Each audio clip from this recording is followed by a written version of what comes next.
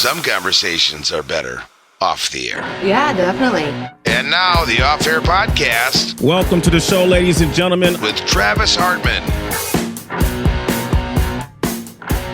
All right, episode 2 of the Off Air Podcast. As you can see, we went big time for episode number 2. We got Ben Leber, former Viking linebacker. What's going on, man? Not much, man. How you doing? Good, man. Thanks for joining me. No problem at all. No problem at all. It's good to see you. Good to see you. So when I interned back at K-Fan in 2015, you were there. So we kind of met a little bit before. I was only there for a handful of months, but we know each other a little bit, kind of. Yeah, we go way back. Yeah, exactly. We go way back. Yeah, exactly. Oh, that's why it's good to see you, man. It's it has been some years, but it looks like you're doing well. Doing well, man. How are you? How are you holding up during this whole mess going on right now? Quarantine, shut down, everything. Pretty well. Yeah. Pretty well. You know, the early parts of it, we're trying to figure out as parents this whole social, not social distancing, but the distance learning, I should say. Sure. So we've had to turn into homeschooling parents, and that was an adjustment, and it was very rough, and it was frustrating, but in some ways pretty rewarding too. So, you know, trying to find the positives to this whole thing, and you know, trying to stay upbeat with it all. And now that it's summertime, and you know, we're sitting on the longest day of the year. I mean, it's all good, man. Sure. Good to hear. Good to hear. So right now, is the football season limbo, you think, or do you think it's going to happen? I mean, it's hard to tell, I guess, but if you had to put a guess on it. You know, it's hard to tell. I think it's just going to come down to, you know, when it comes to college football, the conference's comfort level, you know, they have such a tougher task because they span not only like the NFL across the country, but, you know, these schools some are operated by the state, you know, some of them are very small, you know, percentage are private. But the point is, you have so many different layers when it comes to college football, and so many, it's such a bigger deal. You know, there's so many more athletes, there's so many more things to think about. You know, some campuses may or may not be open. So what does that mean for the football facilities?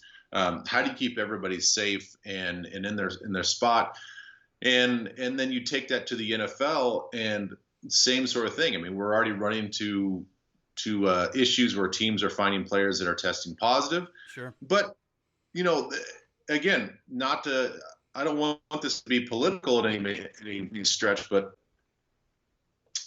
is that really the worst deal in the world to find out that your players are positive? You know, it's kind of like, where do you feel the comfort on the spectrum of, we understand that we don't have a vaccine. We understand that we don't have, you know, tried and true treatments right now. But we also understand that this virus does not necessarily affect in grave danger, you know, collegiate age athletes and high performance athletes when it comes to the NFL, even though they're a little bit older. You know, testing positive, is that so much a bad thing when we're sitting here in June and approaching July?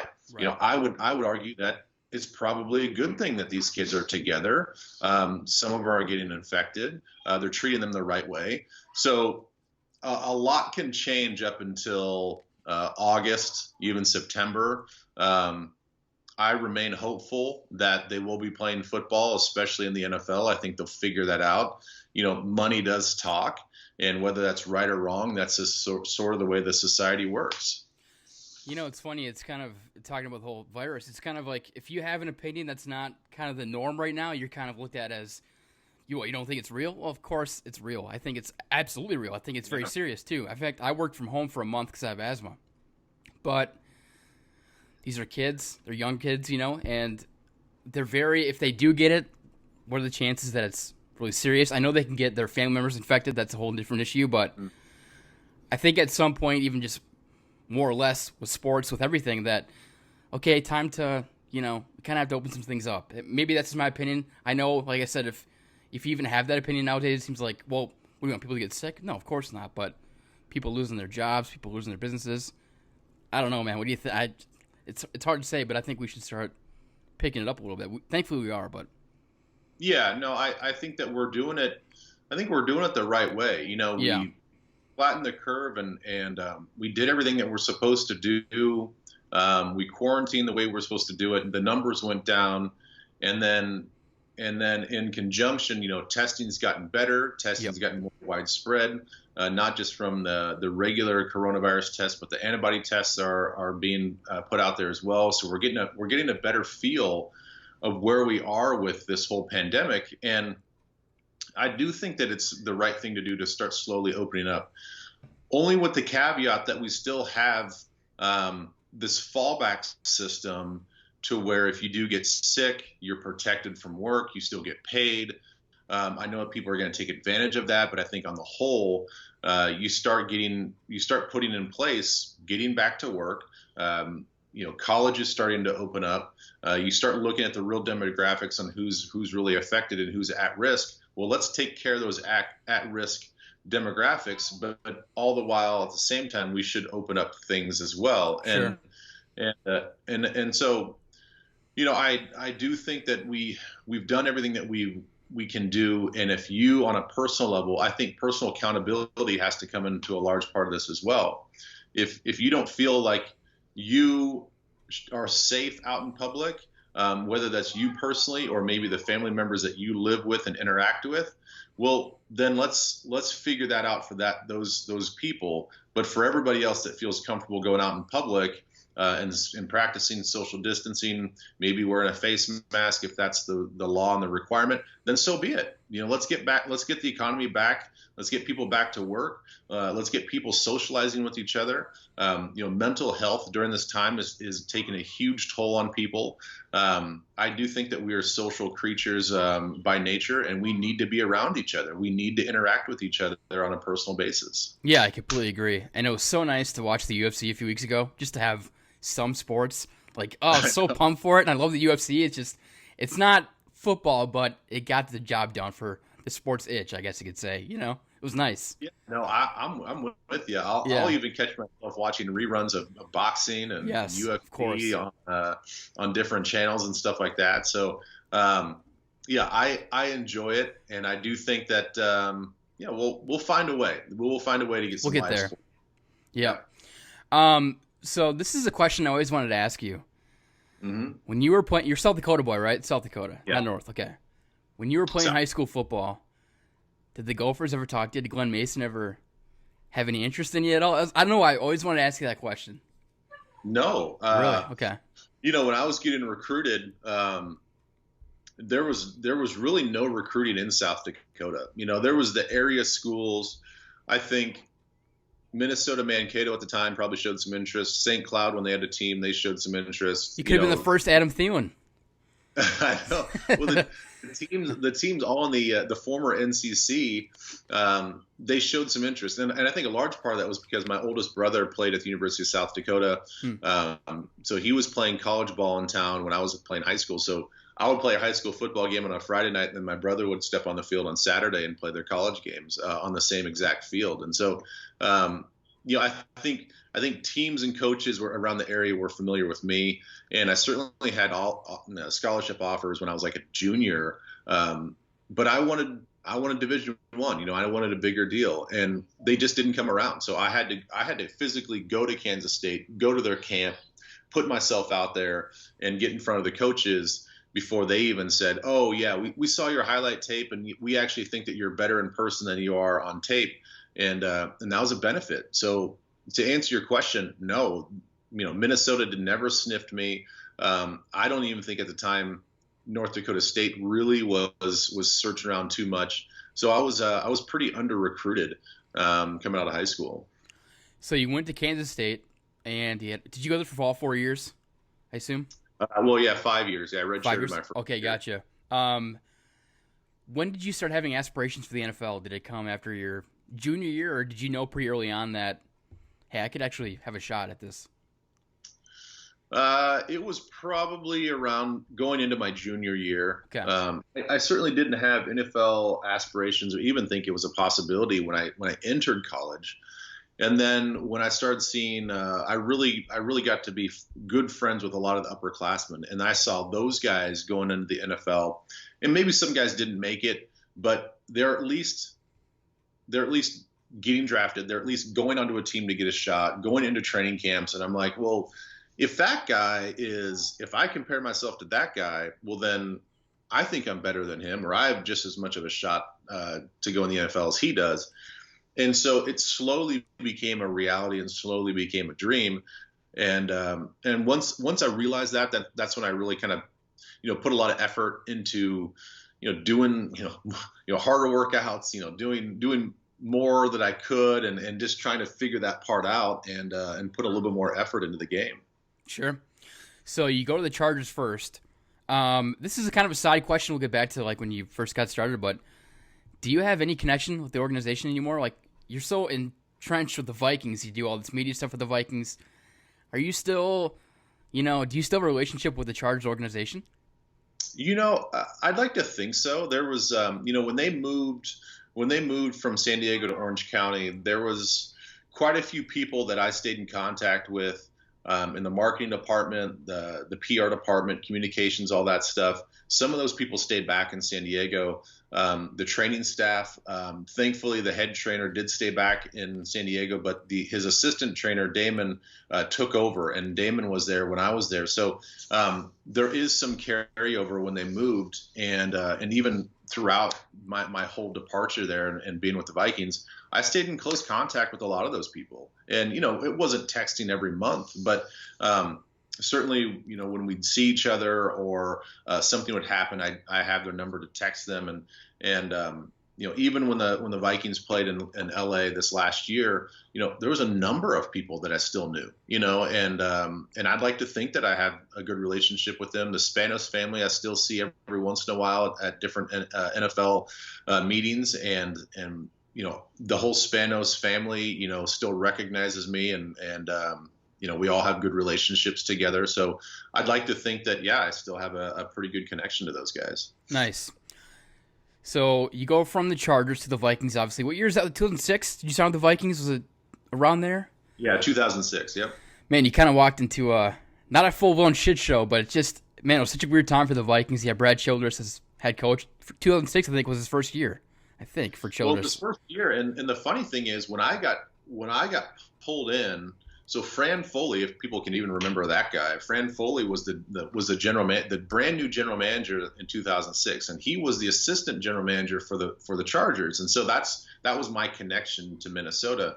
Was he took over the job there? The team was coming off the Love Boat scandal back in 2005, and so he was kind of tasked, I think, with ownership in the Wilf second year of, all right, let's clean this place up. Let's get some high character, high football players and see if we can find those guys. And he was like, all right, I want to bring you on. And I had a conversation with him about, he's like, look, we need to change the image of this locker room and this team. And I want to bring you in to do that. And so I kind of felt this pressure back in 2006 that, like, I not only had to perform at a high level to live up to my contract, but they also looked at me as far as a leader in the locker room without ever stepping foot in the locker room, and to like help sort of navigate this better image of, high character guys in the locker room versus the things that happened with the Love Boat. Yeah, right. Wow, what a crazy time that was. Yeah, I mean, 2006 is big. Childress' first year, you were brought in. Greenway, rookie. I mean, it was a shift for the organization towards, what we ended up with in 2009 and 2010. And it's pretty crazy to look at. But when you got into the organization in 2006, what were your initial thoughts of the Vikings? Because, I mean, Winter Park was still there. It was kind of a dump, to say the least. So what were your kind of thoughts when you first got into the organization? Well, it certainly wasn't as pretty as Charger Park. Yeah, I bet. That old facility in San Diego it's not very big, but it's beautiful in where it sits. I didn't think much of it. I thought it was a little bizarre that the locker room was such crap, and I couldn't believe, it was like one of those surreal moments where you walk in the locker room and you kind of like, okay, this is the locker room that had Randy Moss and Chris Carter and Culpepper and like all these great players, and like this is this is their every day. Like Yeah. these are like high school lockers. This is a bunch of shit, you know. I think the cold tub was it the cold tub? No, the hot tub wasn't working, hadn't worked in a long time. It was a little bit like the movie Major League, where like things were there, but they were broken and they didn't get fixed, and like everything was just like subpar. So I recognized it, but I also didn't care.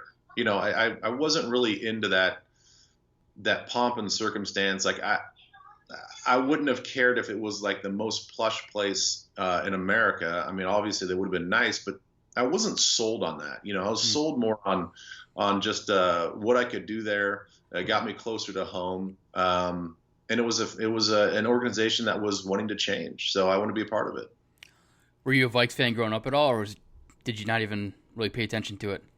No, I was the opposite. I was the contrarian. I was the asshole. You know, I was the kid that in my area of South Dakota, you're either a Broncos fan, a Chiefs fan, or a Vikings fan, and I would say 75% were Vikings fans. And I'd be that kid on a Monday morning or a Monday at lunchtime, let's say, when we all sat down together in middle school, and I would laugh at all the Vikings fans. You know, they'd all be like, "Oh, our Vikings lost yesterday," and I would just like point and laugh at them. I had fun ribbing them. So no, I was not a Vikings fan at all. I've been that kid on the other end before for the Vikes. Yeah. Especially there's so many Packer fans here. My biggest pet peeve is people born and raised in Minnesota and they're Packer fans, and it drives me fucking nuts. I hate it so much. But it's like, all right, I get it. And I give it back to them, and they go, you know, how many championships you guys won? I'm like, okay, let's not go down this road, owner. You're an owner, huh? You're a team owner? But yeah, that's a different thing. Yeah, right. It's so dumb. Yeah, it was kind of it was a weird time for the Vikings when he came in. Kind of a shift. Chili gets brought in. You know, it was a fun team to watch, but it never really seemed like you guys could really get there until Favre came in 2009, because he had the, T-Jack, rest in peace. He had Gus Farad. It was kind of a shit show at quarterback, which, shocker, it's kind of been the Vikings' history. Yeah. But that when Brett Favre came into training camp, where you just like, holy shit, like this might actually be something here. Yeah, we had all the pieces, it seemed like, outside of consistency at quarterback. And I think for our team, that's all we were looking for is, just true high-level consistency. I don't think the team was put together where the quarterback necessarily had to throw for 350 yards and win every game with their arm. And so, you look at even bringing Chester Taylor in. Chester did really well, and then obviously you couldn't pass up on Adrian when he kind of slid down the boards, and you get Adrian. When I got here in 2006, that was Chester, Steve Hutchinson, Ryan Longwell, and myself in that free agent class, and we picked up Chad, and then the years before it was Pat and Antoine, and then along the way you get Jared Allen, and then it's all of a sudden now we've got all these pieces that not only just kind of look good on paper, but we were performing well. Adrian's running out of his mind. Mm-hmm. You've got some young receivers that can make some plays. Our run defense was best in the league for like 3 years in a row. And so like we knew that our defense was solid. We knew that our offense just needed somebody at quarterback to be consistent. And then all of a sudden a Hall of Famer comes walking through the door and you're like, fuck, let's go, man. Yeah. Let's do this. Like we got everything that we need. It just, all it took was that one San Francisco game to Greg Lewis in the back of the end zone to sort of solidify the confidence that we knew that we had. Like we knew we were a confident team with Favre, but at that point in time, then we thought, this shit's magical, man. Like this is it. Like we are going to start clicking. And we did. We went on a roll in the middle part of that season, and didn't close out the season the way we wanted to, but it was a hell of a ride. It was a fun season, man. And I think, watching Favre that year before play for the Jets, I kind of had to hold back my excitement a bit because I didn't know what to expect. I think nobody knew what to expect. Nobody knew he was going to be almost a fucking MVP. Nobody saw that coming. but which he should have been MVP. We'll salty about that. But you Yeah. know, it was kind of an unknown. But the day that he got flown in on the private jet and seeing the crowd go crazy, and you know, all the news organizations are down at Winter Park taking pictures. It was like, you know, Prince or something was, you know, like something big was happening. It was just nuts, and people were getting excited. People were getting really pumped up about it. There's a lot of people who were Brett haters because they hated the Packers so much that had to kind of, you know, obviously flip around. But it was so much fun. It was so exciting to see that. And immediately as a Vikings fan, it felt like, all right, let's see how this goes. You know, he didn't do good last year. The first couple of games, he started, wow, he looks pretty damn good. Then it just escalated. It just went on fire. The team was so good. The team was so much fun to watch. 2016 with Case Keenum was really fun. The 09 team was the best. It was just so much fun to watch. The defense was good. You know, he had a really good offensive line. Run game was awesome. He had a couple good receivers in Rice and Harvin. It just seemed like everything, like Brett Favre, and you said too, the pieces were in place, but just didn't happen. No, it just didn't happen. And you know, I think the thing about 2009 that's different is just, I think because Favre is so polarizing. You know, Yeah. You mentioned that people, you either loved him, even if you're a Vikings fan. There are Vikings fans that even when he played for Green Bay, they still respected the hell out of him. They're like, all right, we hate him for 2 games of the season, but God dang, man, he's so fun to watch. You know, for the other 14 games when he's not playing the Vikings, like you become a fan of his just because you like the way he approaches the game. But it was always like, I hate him so much, but damn, he's so cool. You know what I mean? He's so cool, man. Yeah. He's like he's the man's man. Right. And then you have the other part of it, like you're saying, where people just fucking hated him. Like they couldn't stand him, and then it's like burned him up inside that he was wearing purple. And you know, if it was any other quarterback, I don't think it would have been as fun, and I don't think it would have been as covered as much. But to have a guy that just was across the border for so many years, now playing for the Vikings, I mean, it was understandably crazy. You know, the hysteria around the whole thing was completely understandable, and you know, at times got a little distracting for our team because you know, every single day it was just satellite trucks and media trucks and national coverage in and out of every week, and it's like you just want to focus on the season, and you just don't want to. It gets exhausting, kind of blocking out the noise all the time. And I think we did a really good job of it, but it was eye-opening how much attention we got. Yeah, it was insane. Especially if you're going from kind of obscurity in 2008, you know, like you guys made the playoffs. You guys, that game against the Eagles didn't go your way, to say the least. But yeah, I mean, 09 was so much fun to watch because it just felt like, you know, it felt like we were winning the Super Bowl. It felt like we were actually going to do it. That game in New Orleans for the NFC Championship game was just such a roller coaster because, you know, like I hear you say you talked to Scott Fujita. I heard you talk about this on K-Fan that he was like, you guys were better. Like, you guys just had a better team. It's like, I almost don't want you to say that. Don't even bring that up because it's like, it just feels like we were the best team that year. And I feel like the Vikes would have beat the Colts. I really do. We just had an all-around good team. Offense, defense, everything. And that game in New Orleans, I was watching it at a buddy's house. I'm glad I was watching it at a buddy's house because if I was watching it by myself, it would have been Hello Darkness, my old friend. But with some friends, it's a little less painful. But it just, man, that game, and I hate every time on NFL Network they replay it. It seems like they replay that game more than any other game. Like, really? You didn't choose that one? But what was that game like? I mean, because you were part of a big play. Obviously, the pass interference, use that term lightly. What was it like? I mean, just being in that game, man. Electric. I mean, yeah, that stadium itself is, you know, it's like the Metrodome on steroids. Sure. And you know, as much as we have great fans, you know, you can only pack in so many people in the Metrodome and it gets so loud. You know, the Superdome's even bigger and they can pack in more fans and it's even louder. And the city itself is just based on party and entertainment. So the second you land, you know, obviously the whole week of preparation was exciting. You try to really just stay in the present as to not like just mentally jump ahead to the game and not forget about your prep.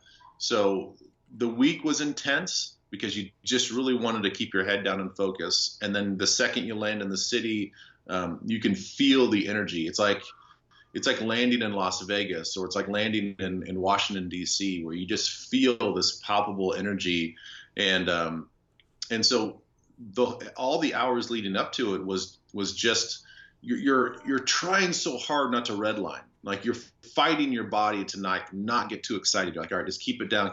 And then, game day's hard. Any primetime game is hard because you've got hours upon hours in the morning to just think. And you just kind of like in your hotel room, you're just waiting for the 3:00 bus call to come to go jump on the bus. And it's like, you get to the stadium, it's excitement, and then as the game goes on, your nerves settle down because it's game time. You're focused, but it was sort of like playoff baseball, where every pitch, like every single pitch, you're just kind of like on the edge of your seat. You're just kind of waiting for something big to happen. In that game, it was every single snap. You felt like you had to play perfect, and you're like, I got to go through all my checks, and I got to do this, and I got to do that.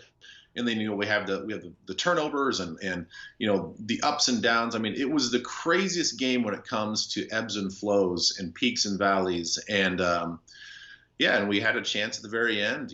We collectively we blew it, and it was like the most exciting and the most depressing time in my football career. It was. You went from 100 miles an hour to the true thought that we were going to go to the Super Bowl, into utter frustration and pain, and in the locker room it's tears and this numbness, and then you get back home after the flight and it's like 3 or 4 o'clock in the morning, and you're just like stunned, that your season's over. And so it was wild, man. It was a wild roller coaster of emotions. So with San Diego, did you ever come close to a Super Bowl, or is that like your biggest and best chance? No, that was the closest. My what was it? My third year in San Diego, we went 12-4. The previous season we went 4-12. So quite possibly the worst season I've ever been a part of. And then we go 12-4. And I forget who had the first round bye, but we did not get a first round bye even at 12-4, and we end up playing the Jets, and we had a rookie kicker, and he missed a couple field goals that could have won the game, and that was it. We were playing at home in front of our home crowd. We had a great team, and we fell short, and so that was it. That was the closest I'd gotten until 2009. So with Childress, it's kind of a funny topic you bring up, because it seems like a lot of players did not like him, did not really care for him. What was your kind of feeling of Childress? Did you like him, or is it just a coach, whatever? No, I like him. We got along really well for about 3 years. And then something happened. There was a couple discussions that we had that probably could have been handled better on my part, could have been handled better on his part. But our relationship kind of got fractured after that. And since then has been repaired, and I think that we all understand that they're heat of the moment type deals. And I was getting older as a player, feeling more comfortable about speaking my mind. And so there were times where, we didn't end on the best of terms, but again, certainly since then it's been fine. We see each other at different football deals, even at games, and we have great talks, and I think everything's back to normal. But I did not mind Brad. The thing that I liked about Brad is I could tell that he really did think about how to motivate us as players. He always told us that, one of his jobs is to educate us as players, and try to find new and unique ways to get that message across. And so, as kind of like kitschy and kind of funny as they were at the time, like he'd come up with these anecdotes, and whether it's an acorn that grows into an oak tree, or the history behind an airline's black box, like all these like weird kind of things that he'd bring up. But I enjoyed it because it showed me that he put a lot of thought and he cared a lot about sending the proper message to us. And so I did appreciate his sort of cerebral approach to things, and I enjoyed that part of it. Nice. Yeah, true. So, yeah, I think because I always remember hearing that him and Favre didn't get along. I think that was kind of the big talking point. I don't know if that's true or not, but yeah, I don't know. I feel like after 2009, after the NFC Championship game, you know, getting Favre, obviously hindsight's 2020, but going to get Favre kind of seemed, I don't know, it seemed like it was done. You know, it didn't have the same feeling. It never did. It got off to a bad start, 0-1 in New Orleans. And then I remember the first game at home in 2010, we played Miami. There was no spark. We couldn't score a touchdown, anything. It was just a shit show from the beginning. In 2010, just quickly. And, of course, being a Vikings fan, it's like the year that's supposed to be like the redemption year, come back, we're going to win it all. The fucking Packers win it. Like, that's just story of a Vikings fan in a nutshell. It's like, oh, man. But, yeah, that season was rough. Yeah, that was a rough year. You know, it's funny, like, you know, how everything's in hindsight is so clear that I remember, you know, Favre and I were locker neighbors, and so we had an open locker in between because he had like this little garage because he had that sort of clout, and then his locker. So we were right next to each other, and I remember when he came in 2010 to training camp. Or it was like, I guess when he was first at Winter Park, he sits down and we're just kind of like just chopping it up and having a conversation. You could just tell by his demeanor that he just didn't have that fire and that energy. And I don't know if it was just because of the weight of making a tough decision where the guys had to go down to his place in Mississippi to kind of bring him out of retirement. And so I don't know what it was, but, you know, he kind of confided in me. He's like, you know, he said to me, he's like, I don't know if I can do it. And I was like, what do you mean? Like, do what? And he's like, well, I just don't know if I can do it this year. Like, it was like the first time that, you know, I saw from him that he had this self-doubt about can he physically and emotionally go through another season and kind of will this team on a Super Bowl run.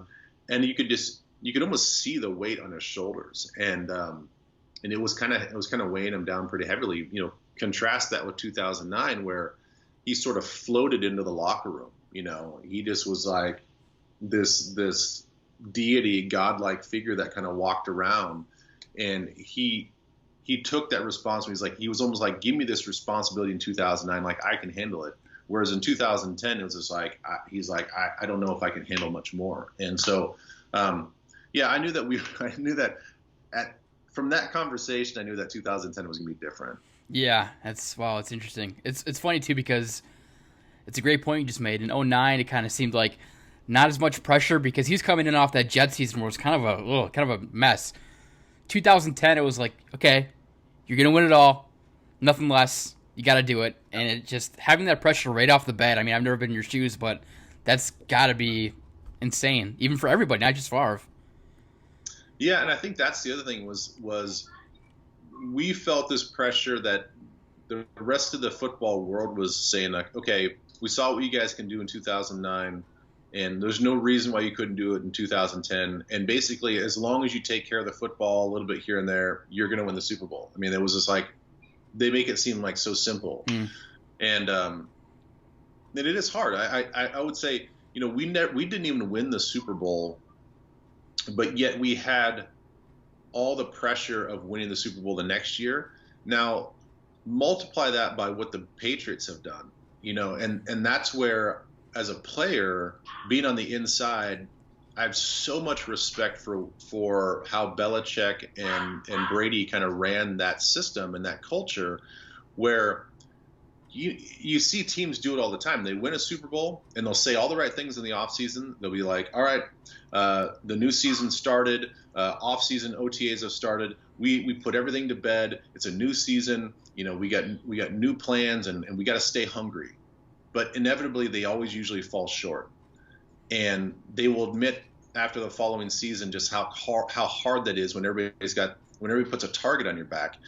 And the Patriots just didn't give a shit. Like, the Patriots are somehow able to really put the last season to bed. Whether or not they win a Super Bowl or not, they're starting fresh. They still have the same hunger, the same drive, the same tenacity, the same ability to come in every day and say, like, shit, guys, we got to improve. Like, we suck. It's almost like they tell themselves every day, we suck. We got to go out and prove it every day. And we didn't win a Super Bowl, and we sort of collapsed under that pressure in 2010. And so it's like, it's amazing to get that perspective after going through it and just seeing how hard it is to stay focused and to stay hungry every day when everybody, all they want to do is just slap you on the back and tell you how great you are. How long did you stay with the Vikings? What year did you leave, I guess I should say? After that 2010 season. So that was my last year. And then I played that 1 year in St. Louis after that. Yeah, which was kind of, I don't know, you kind of seemed like you weren't thrilled with that year in St. Louis. How do you kind of feel about that run with the Rams? I jokingly am honest about it. I mean, it did suck. You Sure. felt like an outcast, and I truly wasn't. I wasn't in the right headspace for it.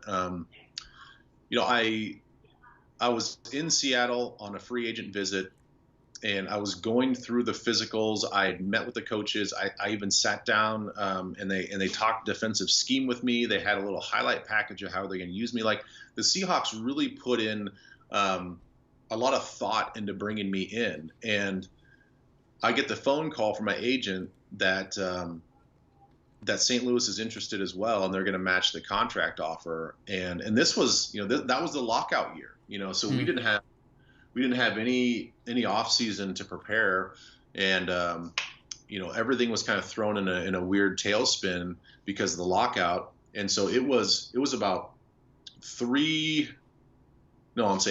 maybe a week and a half, 2 weeks into training camp when I got signed by the Rams. And so I was in Seattle. They matched the contract offer. I jump on a plane from Seattle, land in St. Louis without talking to any coaches.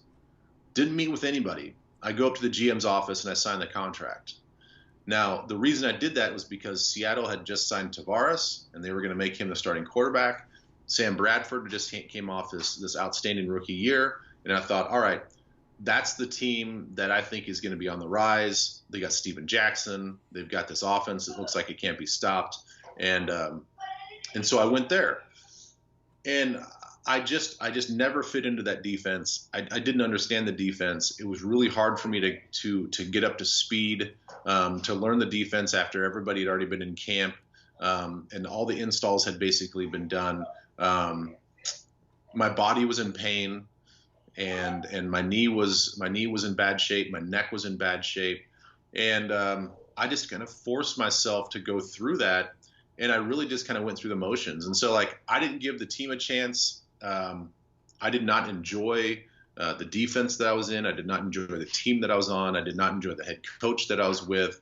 And so, yeah, I jokingly make fun of it now. But I truly had it was a hard year. It was a really, really hard, emotionally and mentally challenging year to kind of go through that. And I frankly hated it. Sure. I didn't like the city. I certainly, made some friends on the team, but I hated everything about that experience. Was it Spagnuolo who's the head coach? It was Spagnuolo, yeah. Yeah. You didn't really get along with him too much. Well, I heard you talk on the power trip that he just, like, you talk about the defense installs, like, it's just his defensive game plan was just kind of like almost overwhelming and just kind of exhausting to kind of prepare for. Yeah, so overwhelming as far as all the different checks and balances that you had to do and adjustments and audibles and stuff. And, I still to this day, I think James Laurinaitis, who's a Minnesota guy, one of the smartest players I've ever been around, to be able to handle that system. And he admitted to me, he's like, listen, I've been in the system. This is my third year at the time that he was telling me this. He's like, and I'm just now starting to understand it. Jeez. He's like, so I had gotten some sympathy from a lot of guys that are on the team. They're like, dude, we understand why you're swimming. Like, we understand that, like, why this is so hard, because it's taking years for these guys to pick up this defense. And a large part of it, like, our linebacker coach didn't even understand the defense. Like, a player would ask a question in linebacker meetings, and our coach would look to James and say, James, how do you see this? Like, what do you think? And it's like, dude, you're the fucking coach. Right. Why are you looking at Laurinaitis for answers? And then he would constantly say, like, let me go check on that. Let me check that. Get with me right before practice and I'll give you an answer. And he never did.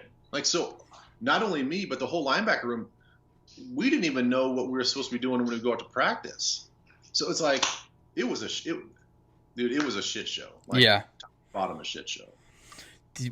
Were the Vikings ever on the table as far as coming back, or was it either Seattle or the Rams, basically? They played the card of, I think they really wanted to move on. They knew, and I knew that, like, my play was declining and declined significantly, mostly because of, I just, my knee was pretty bad, and they knew that it was going to be an ongoing thing. So they told me after the fact, when I signed my contract with St. Louis and they saw the terms that I signed the contract for, they called me when I was in my hotel room in St. Louis, and they're like, dude, we had no idea that you were just going to sign for the veteran minimum. If you were going to sign for the veteran minimum, we would have brought you back. And I'm like, dude, you didn't even offer. Like, like, don't.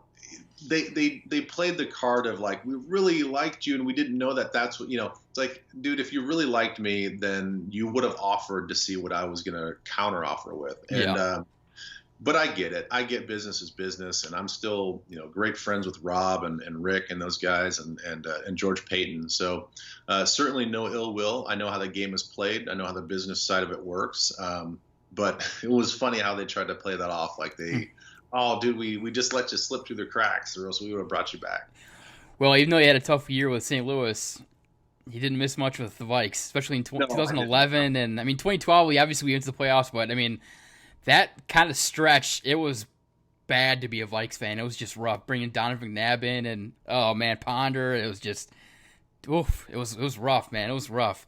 So after you finished that season in St. Louis, did you play anymore after that? Or was that your final year? Did you retire?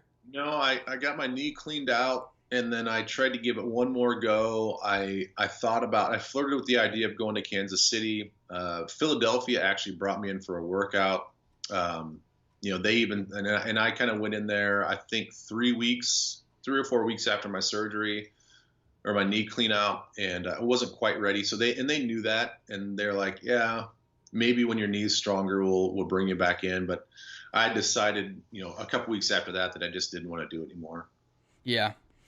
Well, you had a good career. Not many people, what's the average NFL career? 3 years, I think it is. So, yeah, 3 years or so. Yeah. So after your career, you obviously have become a member of the media. You've worked with the Vikings. You worked with K-Fan. You're, doing college football games. You're doing it all, man. Congratulations. That's awesome how much you do. How did you get involved with K-Fan? I know they've been covering the Vikes for a long time. Did you kind of just start meeting people with K-Fan as you were a player at the Vikings and kind of growing a connection then? Yeah, I think that's, I look back on it, I'm not really even sure. I think it all really just happened organically.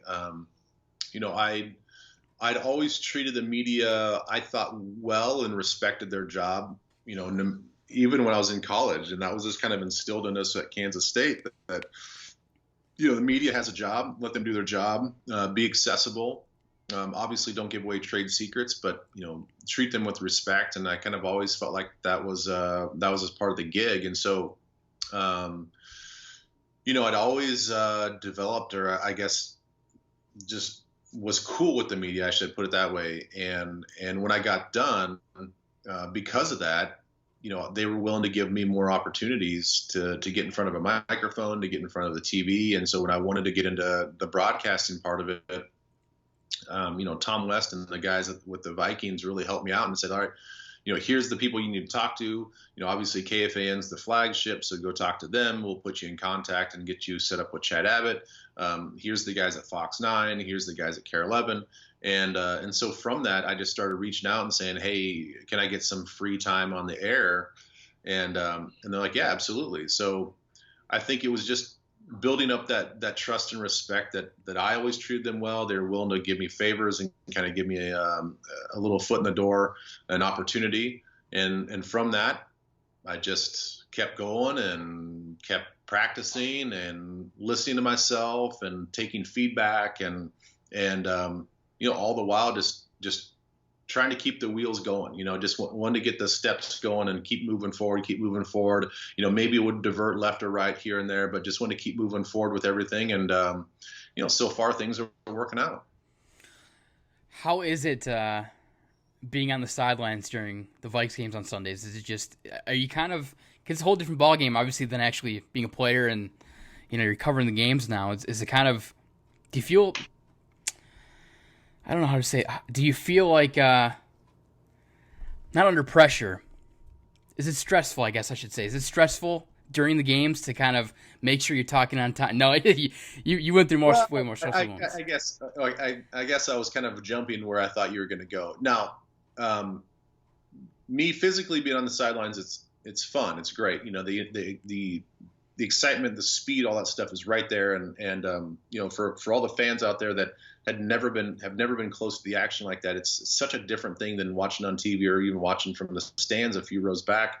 To be on the ground level and watching these guys run around, I do catch myself even now thinking, like, I can't believe I played this freaking game. Like the speed and the physicality and the impact that these guys are going through all the time, and the athleticism. Like, I'm just like, it seems like a whole nother life. Like, I can't believe that I did that. And I can't even believe doing that now. Like, my body would just like break apart, But from the technical side of things, man, it is nerve-wracking for sure. I mean, it's every game's different, even though that you know how this goes. Like, there's a format to the way you do things, but yet you still have to think on your toes, and you got to think so fast. And it's like the thought process of, like, talking to the microphone off air and to the producer, let's say it's Chad Abbott, and saying, like, hey, I've got something X, Y, and Z. And he'll say, okay, I'll see if I can bring that down to you. And then they're like, all right, PA's coming down to you in 1 second. And it's like, all right, in that time, like, you've got to think about everything you want to say and get it out in like 30 seconds or maybe even less than.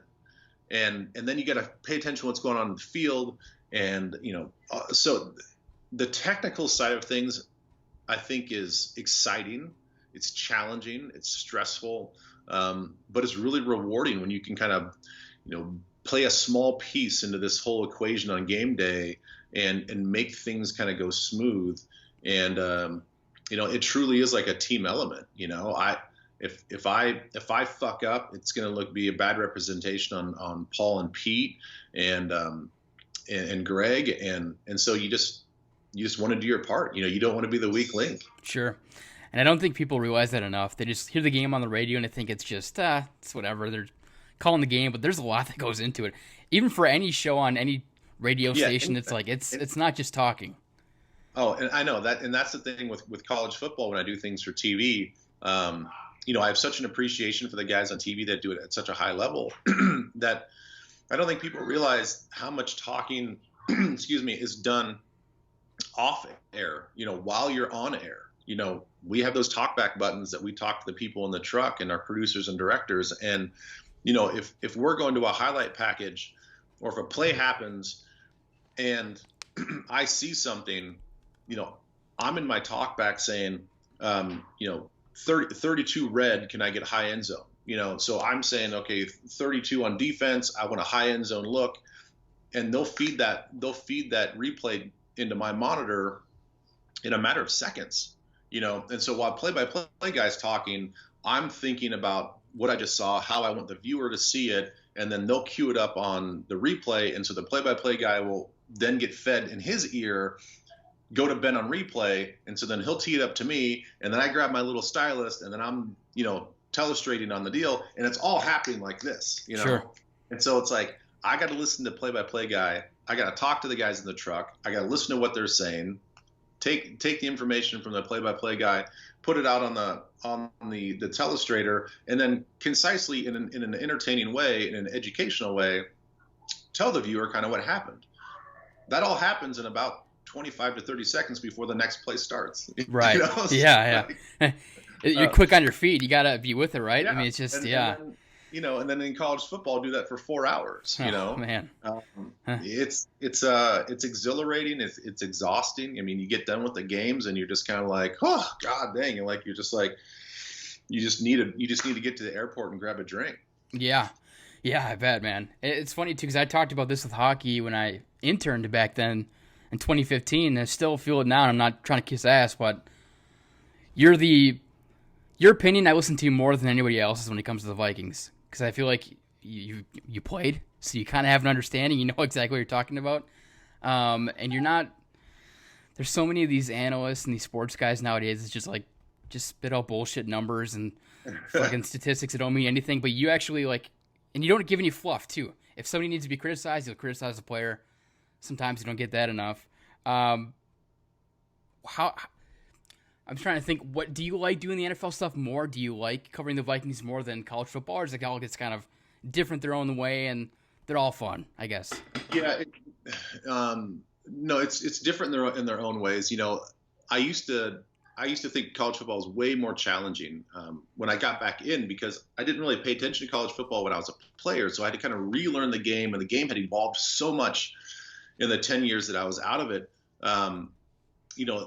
All the RPO game and the spread offense and stuff like that was becoming more and more of a big deal. And so you're trying to teach yourself how that works, what that looks like, how do you analyze that, what is the defense trying to do to figure it out, and then all the while the NFL was still pretty clunky, pretty old school.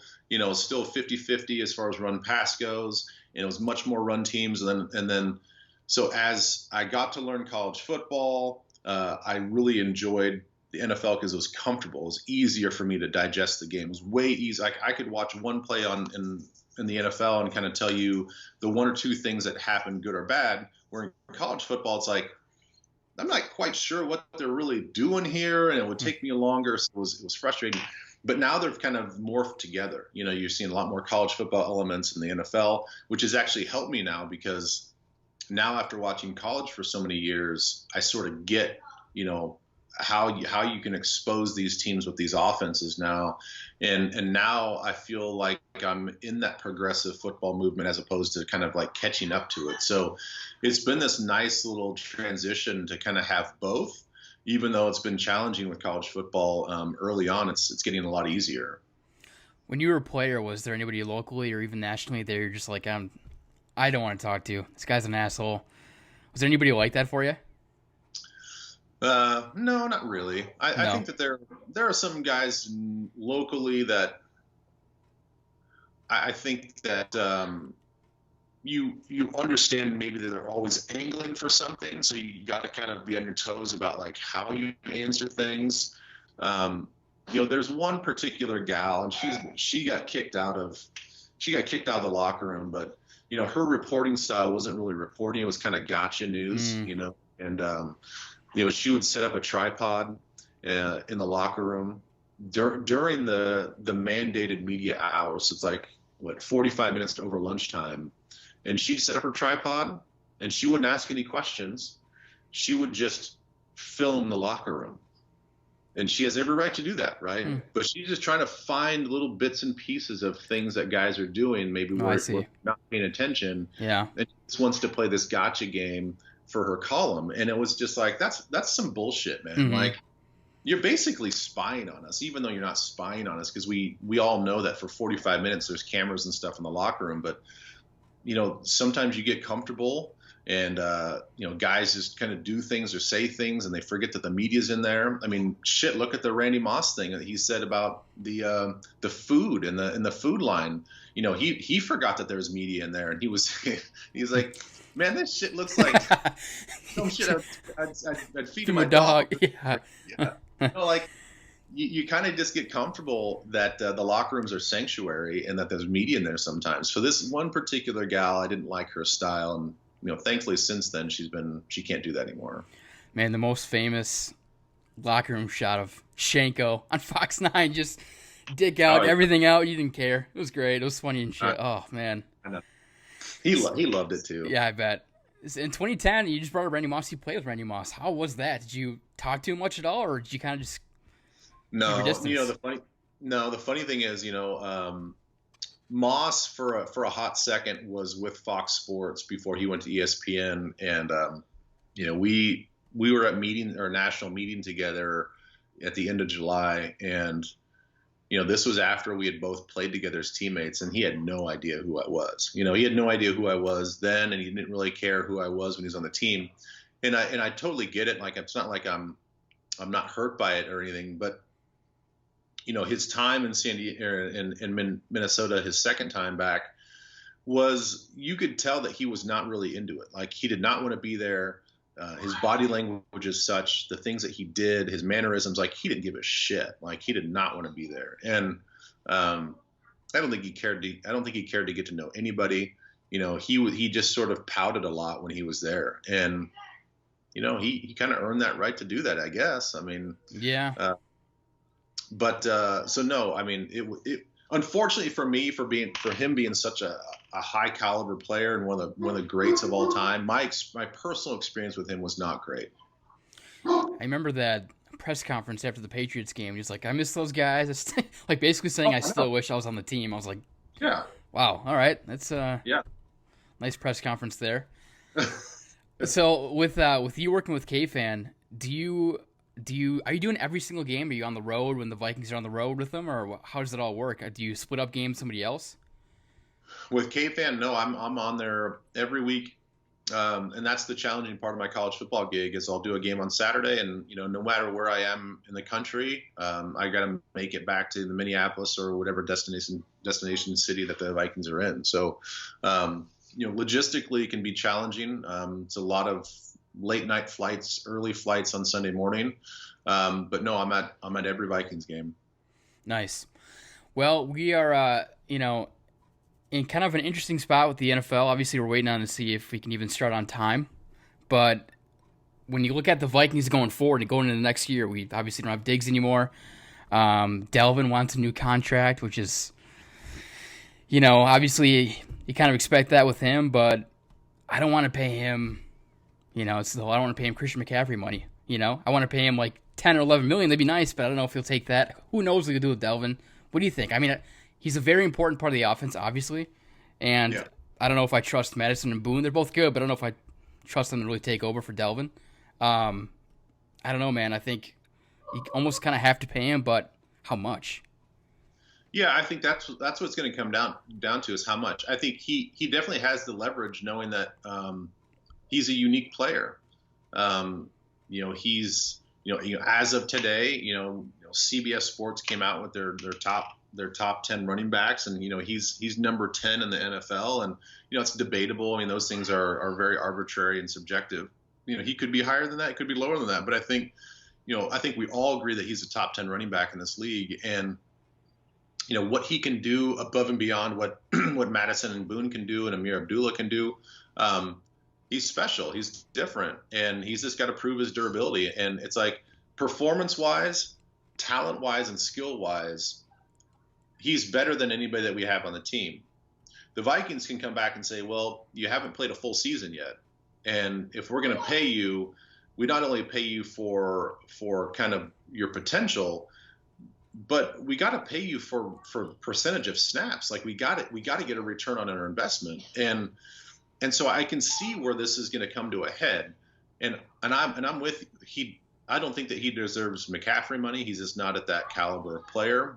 He certainly doesn't get the number of snaps that McCaffrey does. McCaffrey's, in the low 90s as far as offensive snaps, percentage of snaps per game and per season. He's on the field virtually the whole time that the offense is out there. And Dalvin is more in that mid 50s range as far as percentage of snaps.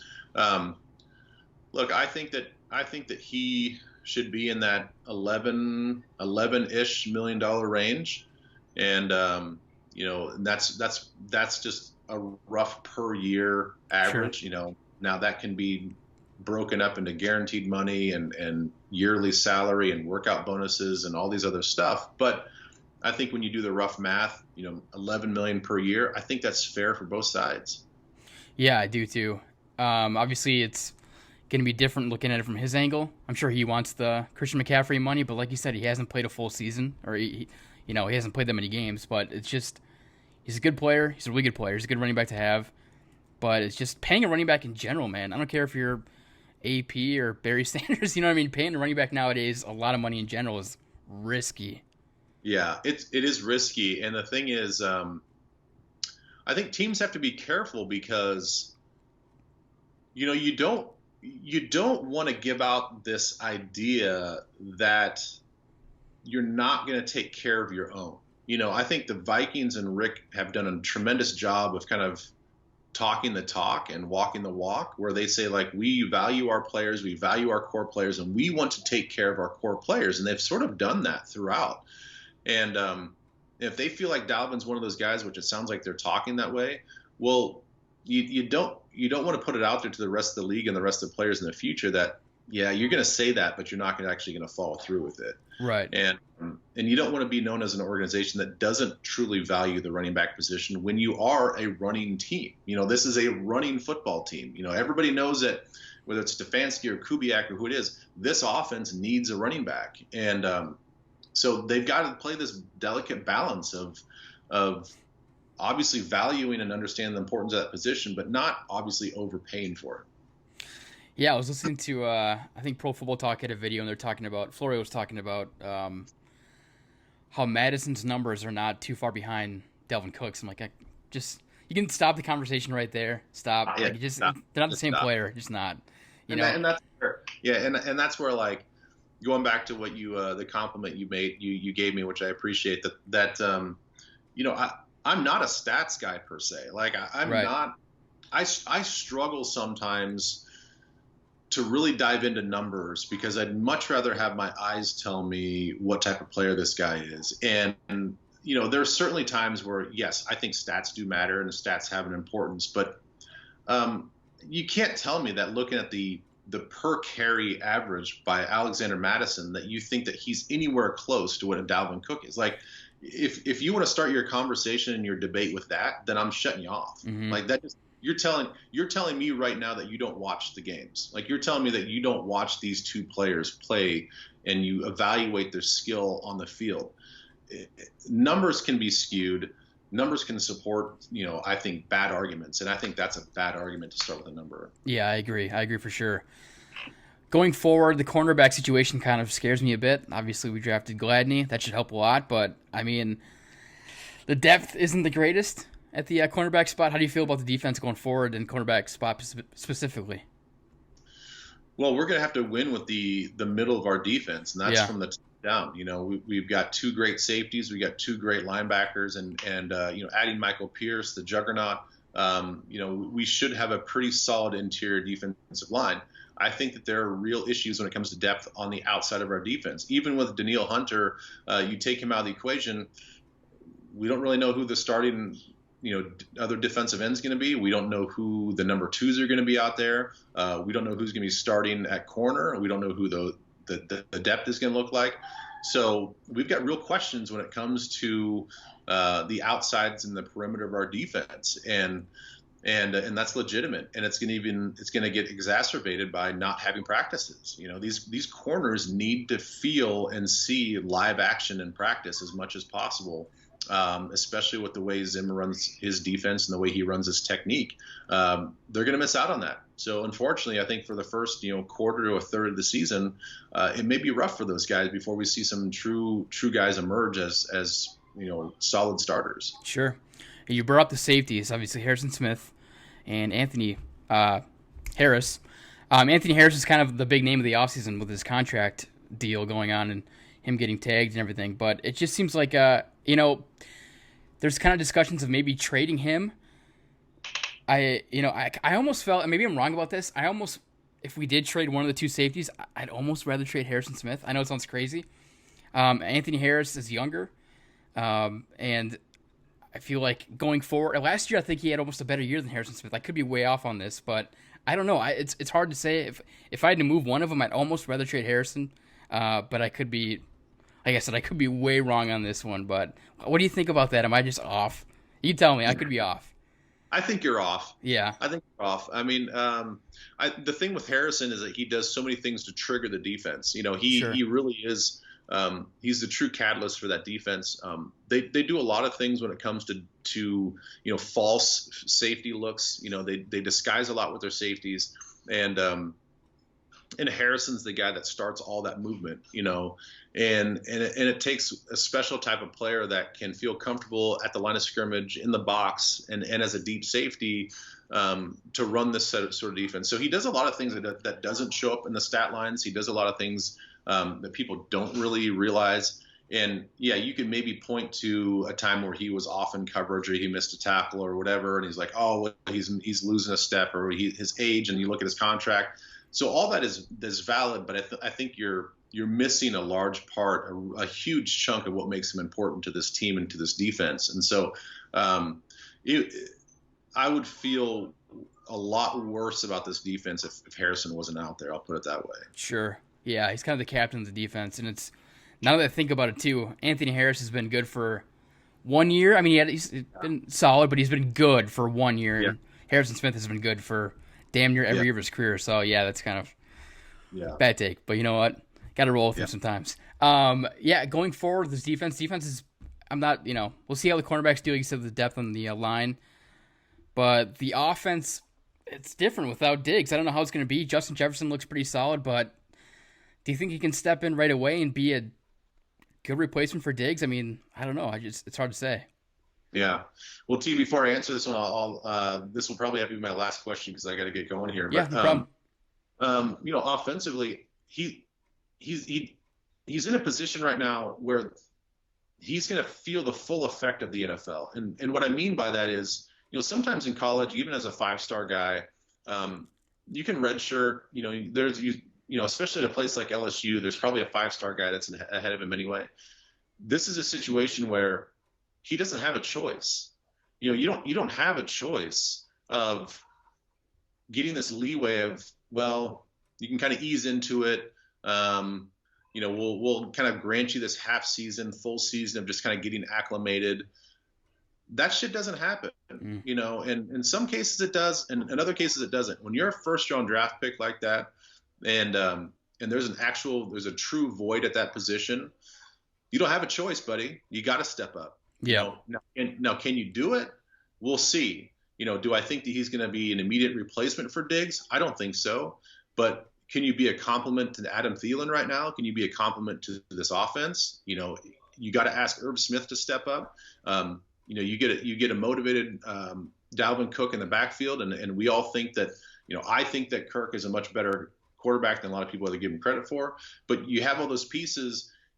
Can you just be the nice compliment to fit within this offense? Maybe not do anything, over and above, maybe what the expectations are, but you have to meet a certain expectation. You just have to. There is no choice. And if you can't do it, then Tajay Sharp's got to be the guy, or somebody else has to be that guy. But you have to be that number 2 receiver that they're looking for. Right. Ben, thank you so much, man, for doing this, man. I appreciate you taking time out of your morning to hop on a Skype call with me and fight through Wi-Fi issues that I'm having on my end and do this, man. I appreciate it. Yeah, no problem at all. It's good to see you, and thanks for being flexible on my schedule as well.